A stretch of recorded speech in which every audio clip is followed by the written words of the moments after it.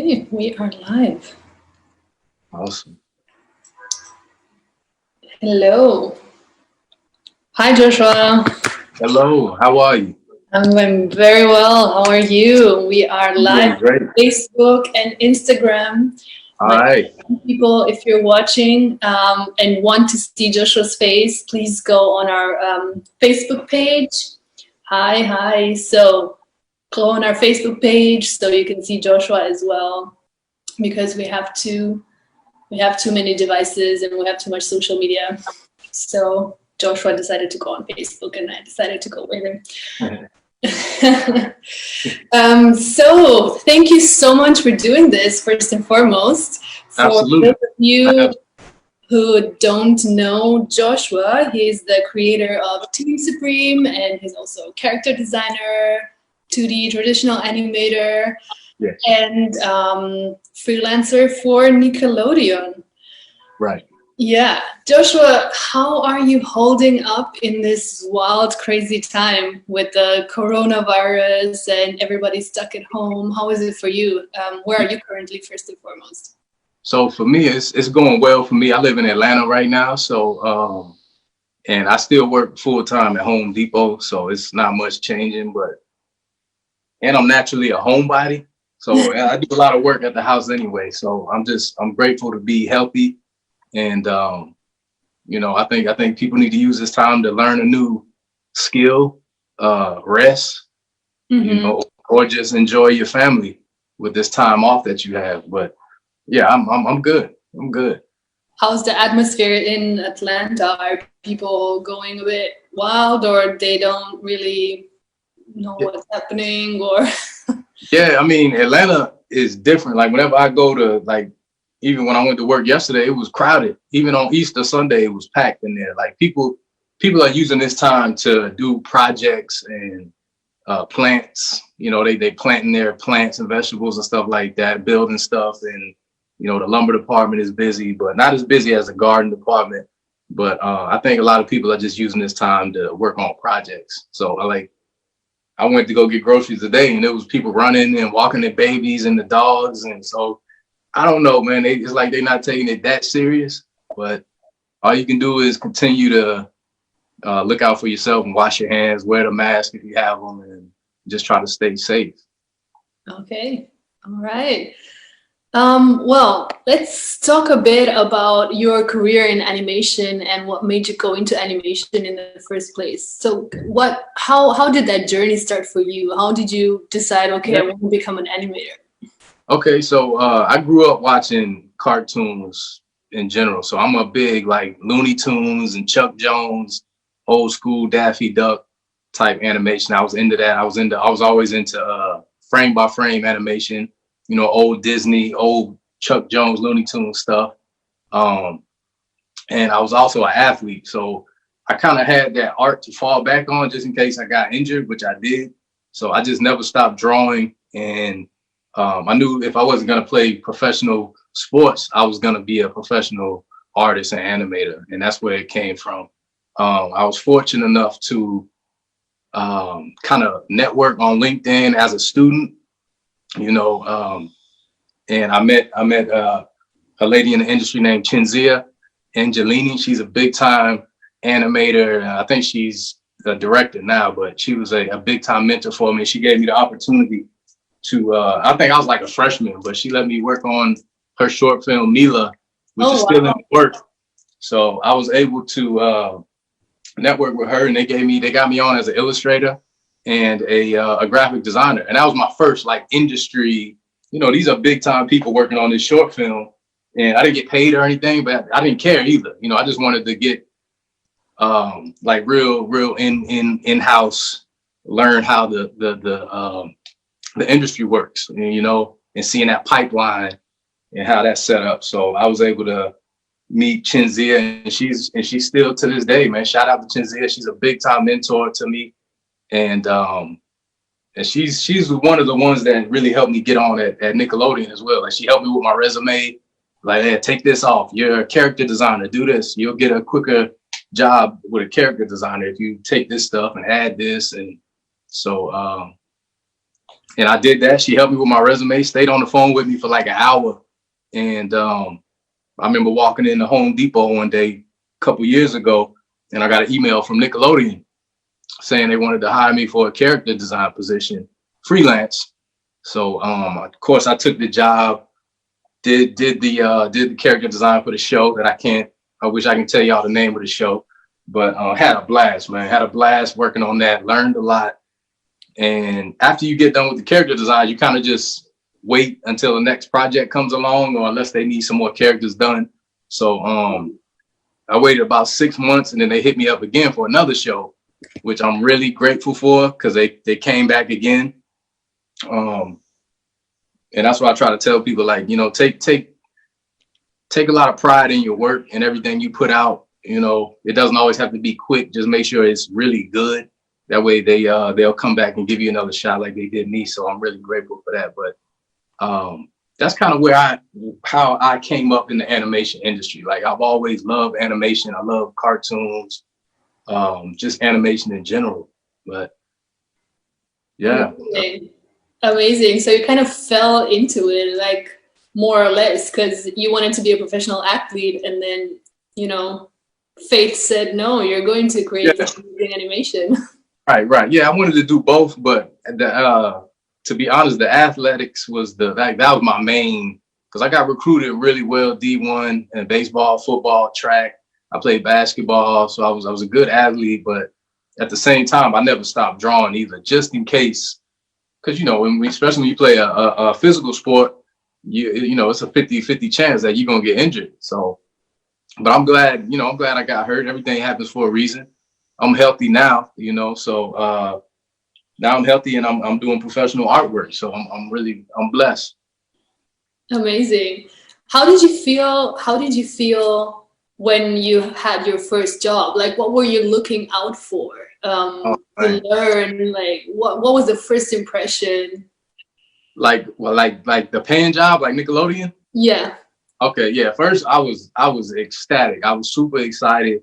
Because like I said, I was going to work at Home Depot. I was just walking in the door, and I got that email, and I wish I could have quit right then and there, but I couldn't, because it's only a freelance job. So you got to kind of still got to work your full-time job. And then I would get off at midnight, come home, and then Nickelodeon and I will be email, you know, my group that I was working with will email back and forth. And so they would give me things to do, like, you know, the head passes, drawing the head, different looks for the face, and then once the face was good, we'll go down to the body and stuff like that. But yeah, it was amazing. I was extremely excited. I was really grateful, because it's very difficult to get in the animation industry in general. So for them to give me a chance like they did, I'm really grateful for that. Oh, awesome. What does a day in your life look like right now for those people watching and dreaming of, you know, becoming an animator or a character designer? How does it look like for you? So right now, like, really today, like, I'm off today. So I usually, if we didn't have this pandemic going on, I would wake up, I would go to the gym, I would come home, eat, go to work. And then when I get off work, like, I'm a big time night owl. I do all my best work at nighttime, and I'll be up until 3 or 4 in the morning drawing. But since this pandemic is going on, I'll probably draw tonight. I don't know. I just like drawing at nighttime. But yeah, my day, I'm really a homebody, so I love watching. Like, even when I'm drawing, I'll have Netflix on in the back, and I watch a lot of movies. I study a lot of film. But yeah, I usually just draw at the end of the night. But pretty simple, basic day: gym, eat, rest, and then just draw. Do you still have your day job right now? Yes. Yeah, so you're still keeping your day job, because I know a lot of the artists, you know, they dream of, as soon as they kind of break into the industry a little bit or have a freelance job, we kind of dream of, okay, I'm going to quit and give it a full time and you know, really concentrate on my art. So what's your advice on that, or what are your thoughts? I mean, it's different for everybody. I can only speak on my behalf because I have a daughter. My daughter's 14 years old, so I can't just stop and quit. and I've been with Home Depot for 15 years. So I'm, you know, they work with a lot of stuff that I have going on. I would love to be able to just stop working full time and do full time art. You know I'm real close to making that happen, but it just depends on that person and their situation. Because especially right now, if you're an artist, like this is the time to take advantage of what's going on. Everybody needs content right now. Everybody's at home, so artists, animators, content creators on YouTube, IG, Facebook, like you should be really taking advantage of this time. But as far as just quitting, I can't do it just because I have a daughter, like I said, so I gotta have the insurance and all this stuff. But it just depends on the situation. If you feel comfortable with being able to quit and just going at art full time, then man, you're lucky. You know, I'll be rooting you on. So it just depends on that person and that situation. All right. Many of our listeners are not really don't really know how the business of the animation works. And when you kind of got your first jobs and kind of started freelancing in the industry, were you looking out for that? What were your thoughts on that? So how was it different from what you thought it would be? Maybe you can give a brief overview of what it actually is. So how it is to work with a studio like Nickelodeon. Yeah. So in my experience, I did remote work from the beginning. So I don't have in studio. I haven't worked in the studio yet. I don't have that experience in studio, but everything was remote for what I did. But so I can't really speak on the animation industry as far as being in studio, but I do know there's a pipeline that you have to follow. So they have pre-production, which is what I do in the animation industry. Pre-production is the development, and most people when they hear animation, they just think of the actual cartoon. There's a lot of jobs you can do in the animation industry: pre-production, coordinators, character designers, prop designers. It's a long list of different jobs you can do. So you're going through, you communicate with all of these people. If the show calls for a certain look, your character designs have to look like this, or they have to, they have color stylists is what they call. So the colors have to match, and so stuff like that. And what else? Because that's really all I've dealt with as far as the animation industry is just the character design part. I've done animation for myself, but not in the actual industry, in-house yet. How detailed did you have to go into, for example, something like color, or did you ever get emails back saying this is not the right color, or these are not the right shades, or change that a little bit? Yeah, I mean, you get so they have something called they'll have drawovers, or you'll get notes and stuff back. Mm-hmm. But as an artist, especially a character designer, you shouldn't go into this oh, this is gonna be it. You always have to be open to, they're going to want this change. They want you to push this design a little bit more. I already like to exaggerate on my characters anyway, features and stuff like that. So, you can't go into this industry with with your feelings on your shoulder, because you will get your feelings hurt quick. And it's not that they're trying to be rude or mean. They want to, they have a certain direction they want you to follow. But I would get notes that came back, not as far as colors and stuff, but maybe try to push this a little bit more. Try to bend this, let me see this nose on it more, easy stuff, really easy stuff. But yeah, everybody, if you're a character designer or even in the animation industry, period, even as an animator, they're going to tell you to, push this, because as an animator, you're really an actor. So that's one of the main things. But yeah, you always get notes and stuff back, but you should be looking for those notes. That's the only way you're gonna get better. And what do you think is an animator's biggest asset? What would you advise someone to work on, for example, as an animator? Or what kind of characteristics do you think an animator needs to have to be able to work? Well, I think one of the biggest assets for an animator is to really understand acting and because if I'm drawing a character, like I'm the actor, I'm becoming that character, and I have to draw it to where he moves a certain way. There's a book that all animators I think should have, and it's almost like the Bible of animation. Like this is the biggest asset right here. Like it's thick, but everything you need to know about animation. Richard Williams is a beast. Rest in peace to him. But I use that for everything. But yeah, I mean, just especially if you're a 2D animator. So now they have traditional animators, which I am. Then they have puppet animation. So it just depends. Like me being a 2D animator, I have to know how to draw. Like you have to have real good penmanship and all of that, clean lines. Puppet animation doesn't really necessarily need that much because you can just you're just drawing it a few times and then you just move it. But as a 2D frame by frame animator, traditionally you need to definitely have some good penmanship. What about character design? How do you approach that? Like, how do you kind of envision your character or think of how to draw its shapes and colors and everything? Yeah, that's so much fun. That's one of the funnest parts of like the process for me is I like doing a lot of research. So I would if I'm designing a character like a garbage man or something, I would do a lot of research and see what the outfits look like, see what the colors look like, you know. Is he a good guy? Is she a bad guy? You know, and then you start working with the shapes and angles and but yeah, it starts for me, it's like research. And then as I'm drawing these characters, I'm coming up with story ideas while I create them. So it's pretty cool how you can just kind of merge it all together while you're drawing these characters and coming up with these stories about them.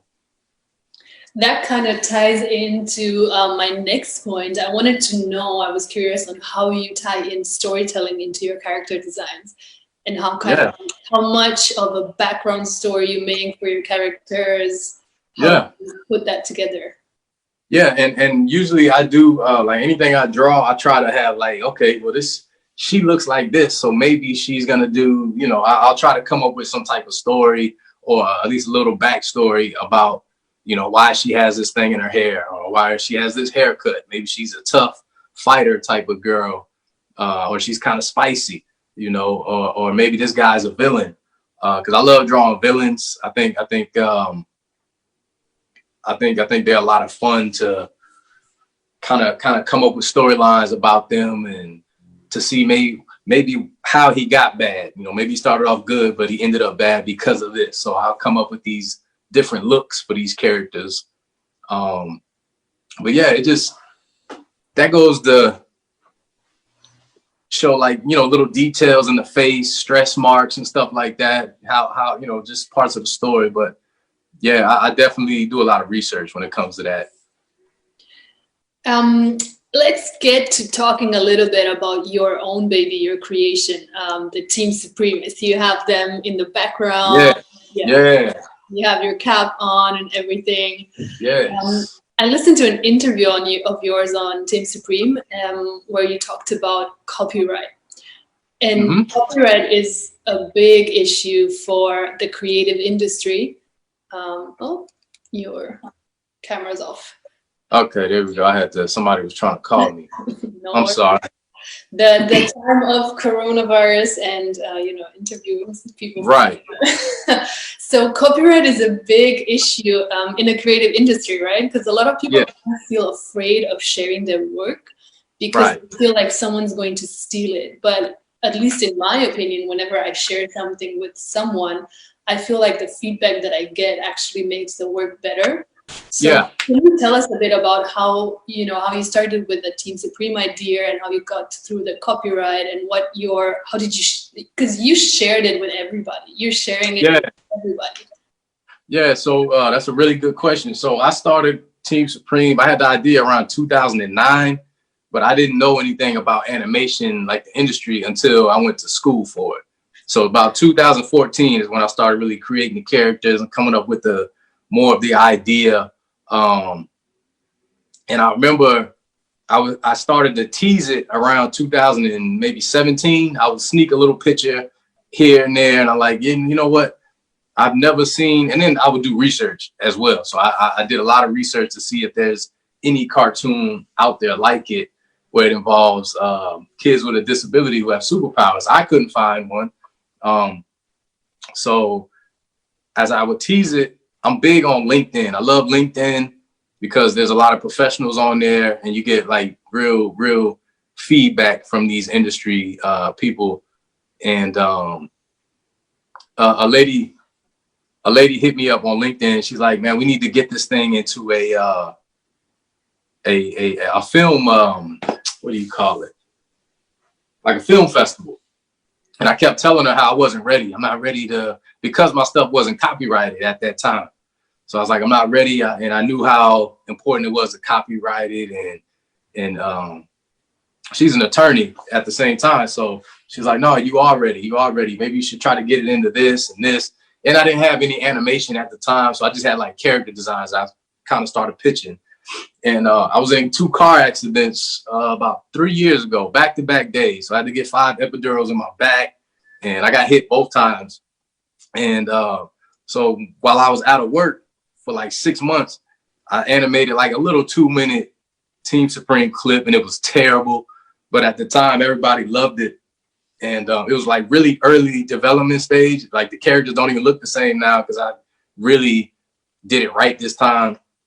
And so I kind of sent that to her, and one of my friends, shout out to Shakira, she wrote a company called Attention, and they did an interview on me, and the interview went viral. And that's when, but at that time I had already did all the copyrights for the characters and all of this stuff. And but like people, technically, when you draw it on a piece of paper, you kind of you own the drawing, but I have to have that proof. I want to have that proof from the government saying like you own this character, you own this look, you own this character, this color pattern for this character. So you know, I think it's like $50 now. I think it went up, but yeah, I mean it can get expensive, especially when you start to trademark it. That's when you're getting up into the thousands of dollars, but it's worth it. You know, it's really worth it because I do sell the Team Supreme merchandise and all of that. So we had the copyright, trademark. But and I understand how people would want to get their stuff copyrighted and kind of just really be safe when it comes to sharing ideas. But there's ways to get around it. Like, you know, we call them receipts. So if I have an image of my main character, Zeke, that I did in 2009, Photoshop shows where I saved it in 2009. So I have proof, even though I can't, you know, if I don't have the money to get it copywritten. So that was the steps that I took. And now my attorney, she's also my manager now. So shout out to Miss Gia. So she was hitting me up years ago, hassling me about Team Supreme, and she's been amazing ever since. So fantastic. Is copyright something that everybody can do? Or like, for example, I'm not in America, I'm in London right now, and most of our people that are watching right now, they're in the African animation industry, right? But maybe they want to take their ideas global. So is that, for example, something that they could do easily for their ideas or for their projects, or is it just a US copyright? You know what? That's a really good question. I'm not sure how it is in Africa or any other country, but US is very easy. Like you literally just go to copyright.gov and it takes you step by step, and you add your artwork that you want to get copyrighted. It'll take like 6 to 8 months for them to approve it.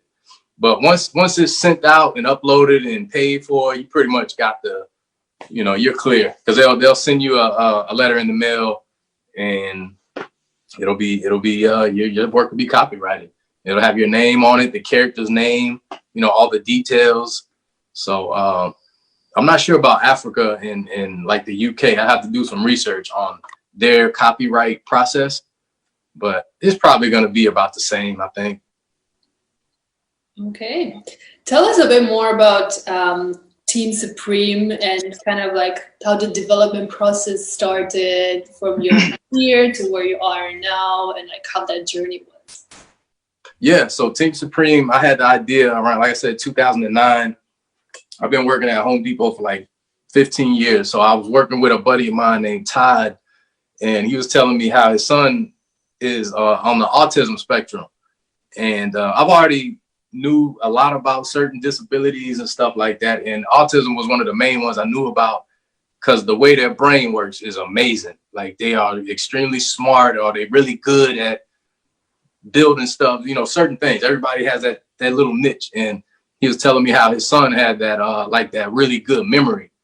And he was explaining how his son could watch a Disney movie, and at the end of the movie where the credits are rolling, his son will memorize each name and what they did in the movie. And then when he goes back to watch the movie again, he can like name, you know, this person did the color, or this person did this background.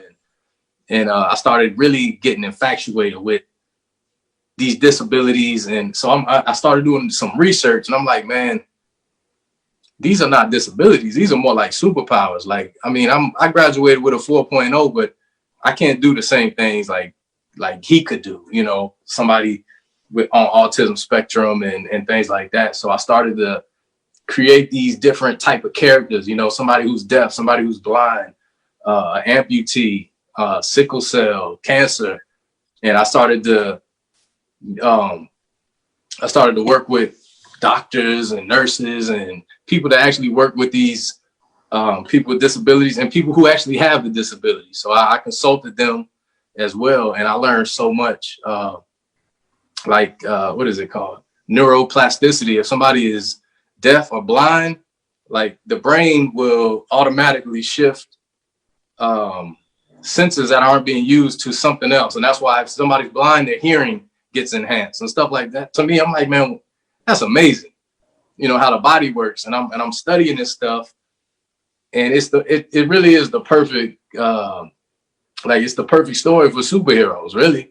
So, so I came up with all these characters, and like I said, it went viral. And I was fortunate enough to, during the viral stage, I met my brother Jason Weaver. Shout out to Jason Weaver. He played Simba in The Lion King, the animator, when he did all the songs for Simba.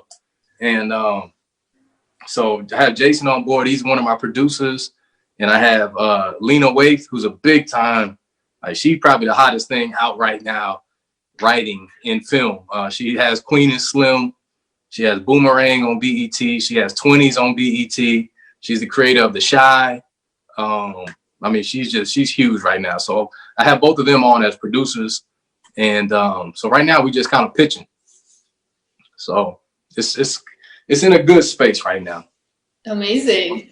Yeah. Amazing. How much did you develop the story from where you started? Or like you started with characters, right? So your story is kind of like around characters. So that's what you were passionate about. You really wanted to share a different type of character for the viewers, someone who can relate to a completely niche public. But and I'm assuming, or I'm imagining, that it hasn't been easy necessarily to pitch this to people, because it's not something that everybody can relate to, right? It's a very niche audience.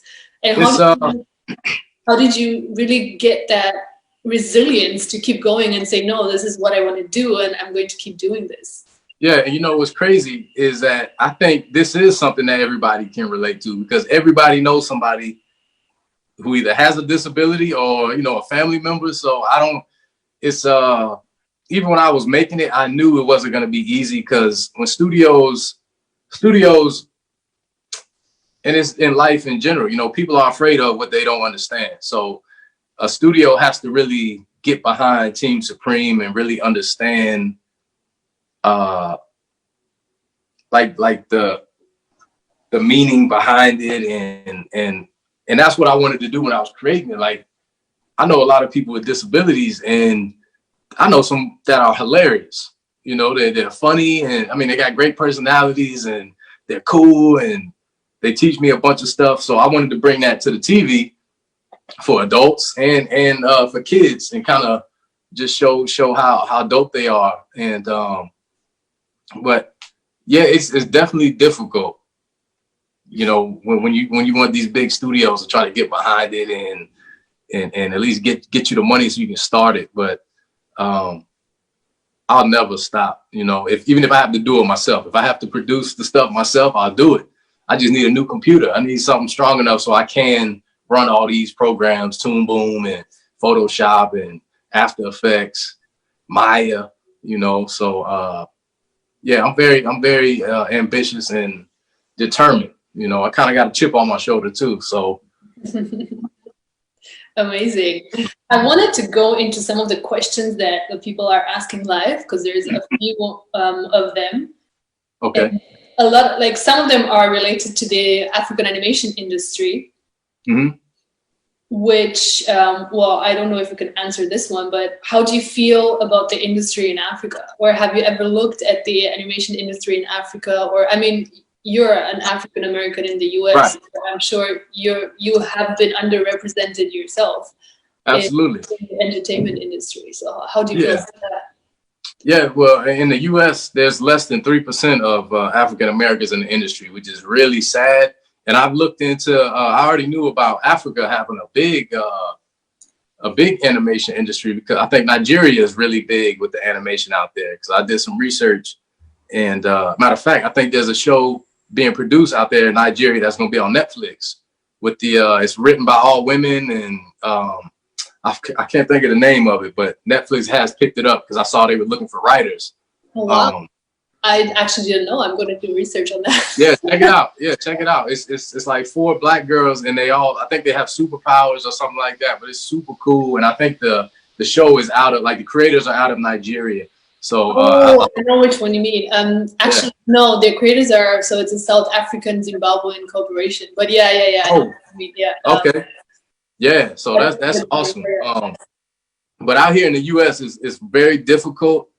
Like I said, it's difficult to get in the industry in general, but it's probably a little harder for African Americans. But you know, you just got to keep going, man. You know, nothing is easy. You know, I'm not mad about it. You know, everything makes me better. It makes me stronger, and it just makes me want to get better. You know, I never thought I was the best artist or best character designer. I thought I could compete. You know, I knew I was good enough to compete, but it's still difficult to get in the industry. But I have did some research about Africa's animation. So, I mean, I'm glad it's picking up. That's great. Do you feel like there's a space right now, especially, for example, for African Americans or Africans in the diaspora? You feel like there's a space and there's a demand for that kind of animation right now? Absolutely. Yeah. And even if I was a big studio, I would look into that. Like, I don't know, it's really weird and it's kind of disappointing. And that's why I think a lot of cartoons kind of look the same. They have that same kind of feel because they're not going outside of that box. You got to go outside of the box and see what else is out there. Like, we have stories to tell, like dope stories, you know, and I know they do in Africa because there's a lot of old school stories out there that they can tell in animation and stuff. That's the best thing about animation. You can tell these stories and exaggerate stuff. But I mean, in the US, it's kind of like a copy and paste type of culture when it comes to animation. That's why you see the same type of the look, you know, the same storylines. But I do think there's definitely a big need, and maybe Netflix is the one to kind of look outside that box, you know. And then you got HBO Max, who's also looking for kids content as well. So they're gonna be looking for everywhere. Fantastic. Yeah, Cartoon Network was actually in the space too. They kind of launched Cartoon Network. Yeah. So fantastic. Awesome. There's another question here on how important networking was in the success or in the industry. Yeah. Great question. Yes, networking is crucial. It's crucial in the animation industry. I think it helped me out a lot. Like I said, when I was a freshman in college, I already had business cards, everything. And like I said, not Netflix, what is it? LinkedIn. LinkedIn is major. That's probably my favorite app to use on my phone, just because if you're an aspiring artist or character, anything in the animation industry or music, anything like that, whatever you're into, they're on LinkedIn as well. So what I did, I was adding people from Pixar. I was adding people from Disney, Nickelodeon, and then when you follow Nickelodeon or whatever it is, they show you everybody that works there, so you can add these people. And then as they were adding me back, I would write them, and you should introduce yourself, write something very professional. I'm blah blah blah. I'm an aspiring artist, animator, whatever you want to do. And then I would leave my, please give me some feedback on my website or my artwork whenever you get a chance. And that's what happened. I remember a dude hit me back from Pixar, and I was super excited because I didn't know, I wasn't expecting to hear back from him. But a lot of these animators that are in the industry, Disney, they don't mind helping the next guy, and that's what I love about it. Like it's a tight-knit group, and they don't mind helping and giving feedback and stuff like that. So, and that's how I met Chinzia, as a matter of fact. I think I met her on Twitter. Like they had a opening for like an illustration position. Like I said, unpaid, but I didn't care. I wanted to network. And now we that's family now. I flew out there to LA. I went over her house, and they had a big party over there, and it was awesome. It was awesome. So networking is crucial. So meet as many people as you can. Stay humble, and if they give you some feedback, don't wear your heart on your sleeve. Take it with a grain of salt and just try to grow as an artist. Because I still do that. I still try to do that. I always love feedback, and I realize that they just want me to be better. So, good question. There's another very interesting question from Kobe. Between drawing and writing, which one are you more in tune with? Great question. Drawing, for sure. Yeah. Definitely drawing, just because I'm a natural artist. But writing is fun. Like, I'm not a script writer, but I can write a summary, what I want my characters to look like. And that's when I'll need an actual writer to bring in. Like, I'll say, look, I want to do this. I want this to happen midway. This is the character arc, and then this will happen. But I still need a writer to come in and just kind of guide me and help me along the way. But yeah, me personally, it's definitely drawing easily for me. Do you draw, and then as you draw, you kind of like start getting into the writing, or do you write your thoughts on the character first and then draw?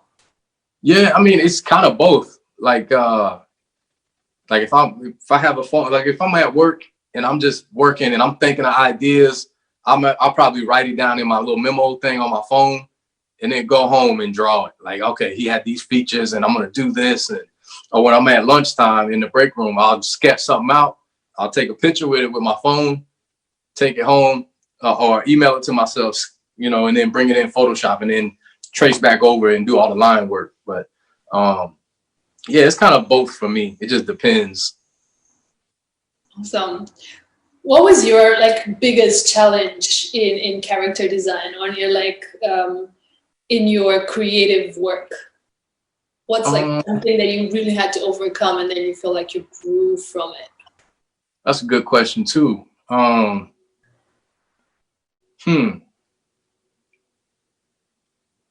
think as a character designer, you try to probably just finding your own style. And I didn't know I had my own style until everybody was telling me like, oh yeah, we know this is your work, So I have, like I said, I did a lot of research. Shout out to my guy, Mel Milton. He's a great character designer. He is a beast. So I did a lot of studying, but definitely just, I mean, he's really good. And I think he was at Disney at one point, or Pixar, but I just study a lot of artists. I'm on Pinterest a lot. But just kind of trying to find your own style, and I think I found it now. Like I said, I like to exaggerate a lot of my stuff. I love colors. I love lighting, shadows and lighting, the way it hits the face and the body. And that's probably what I'm really known for. But, and then anatomy, anatomy was always difficult, but I love it now, and I think if you're an artist or an illustrator, that's a crucial thing to learn. You got to know how to draw the body, and it's going to be helpful for animation. All right. And the last question that one of our audience members posed was, how long did it take you to get to that level in your career, or your level, the level that you're at right now? As an artist, or like? I think as an artist, yeah. Okay, as an artist, I mean, I'm 36. I'm 36 years old, so it took me, but I was always drawing my whole life, so at least 30 years, because I was drawing in kindergarten. I remember my older brother taught me how to draw Garfield, and once he taught me how to draw Garfield, it was a wrap. I never put the pen down after that. So yeah, I mean, I probably have 30 years of experience. And I'm still trying to grow as an artist. I just want to keep getting better and better. Like I'll never be satisfied. Like, okay, I'm done. I made it. I want to always be great. So that's my mentality I have. I want to push for the best. Amazing. Joshua, if you would have like the last question now, 3 kind of pieces of advice or that you would give to our audience, or for someone who's an up-and-coming artist, for someone who's trying to break in the industry, what would it be?